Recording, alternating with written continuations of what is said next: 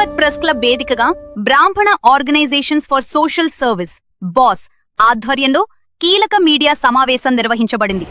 ఉత్తరప్రదేశ్లోని శ్రీ రామజన్మభూమి తీర్థక్షేత్ర ట్రస్టుకు సంబంధించిన ఆరోపణల నేపథ్యంలో భక్తుల విశ్వాసాన్ని పరిరక్షిస్తూ సమగ్ర పారదర్శక విచారణ జరిపి వాస్తవాలను ప్రజల ముందుకు తీసుకురావాలని బాస్ ఈ సమావేశం ద్వారా ప్రభుత్వాన్ని కోరింది.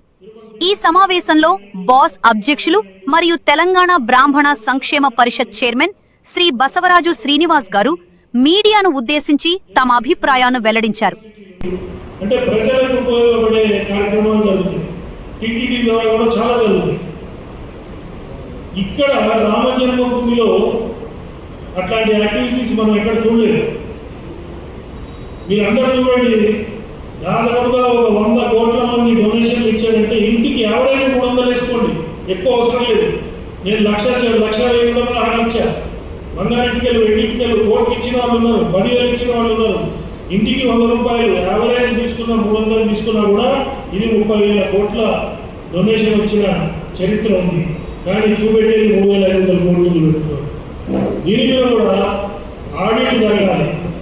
అంటే ఏదైనా ఎపెక్స్ బాడీ ఏదైనా ఉంటే ఆడిట్లో ఆ ఎపెక్స్ బాడీ ద్వారా ఆడిట్ జరిగి ఇది చాలా పెద్ద స్కాము, 100 కోట్ల మంది హిందువుల మనోభావాన్ని దెబ్బతీసిన స్కామ్ కాబట్టి దీన్ని చాలా తీవ్రమైన చర్యగా తీసుకొని సిబిఐ ఎంక్వైరీ లేకపోతే సుప్రీంకోర్టు సిట్టింగ్ జడ్జి ద్వారా ఎంక్వైరీ హైయెస్ట్ బాడీ ద్వారా ఎంక్వైరీ చేయాలని డిమాండ్ చేస్తూ ఇప్పుడు డైవర్షన్ పాలిటిక్స్ మనందరం చూస్తున్నాం. ఈ ఇష్యూని కూడా డైవర్ట్ చేయడానికి ఇది హిందువుల మనోభావాలను దెబ్బతీసింది. దేశవ్యాప్తంగా హిందువులు బాధపడుతున్నారు, ఉడికిపోతున్నారు. దీన్ని డైవర్ట్ చేయడానికి ఒక పెద్ద ప్లాన్ జరుగుతున్నది అనేది కూడా ఒక సూచన మాకు వచ్చింది.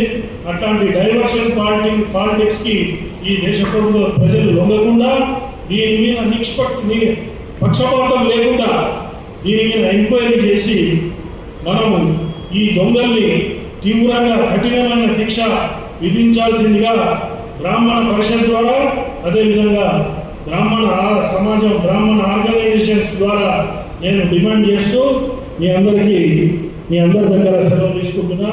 అందరికీ హిందూ ధర్మానికి రథసారథులుగా బ్రాహ్మణులు ఉంటారు కాబట్టి నేను తెలంగాణ బ్రాహ్మణ పరిషత్ చైర్మన్ గా ఈ అన్ని బ్రాహ్మణ సంఘాలు కూడా వచ్చి ఈరోజు మీ ముందు మాట్లాడటం జరుగుతుంది. ఈ చర్య తొందరగా తీసుకోకపోతే మాత్రం ఇది దేశవ్యాప్త ఉద్యమం అవుతుంది. భక్తుల విశ్వాసాన్ని పరిరక్షిస్తూ బాధ్యులపై చట్టపరమైన చర్యలు తీసుకోవాలని విజ్ఞప్తి చేశారు. ఇలాంటి అధికారిక సమావేశాలు, ప్రకటనలు మరియు తాజా సమాచారానికి TBSP ఆఫీషియల్ యూట్యూబ్ ఛానల్ను సబ్స్క్రైబ్ చేయండి. ధన్యవాదాలు.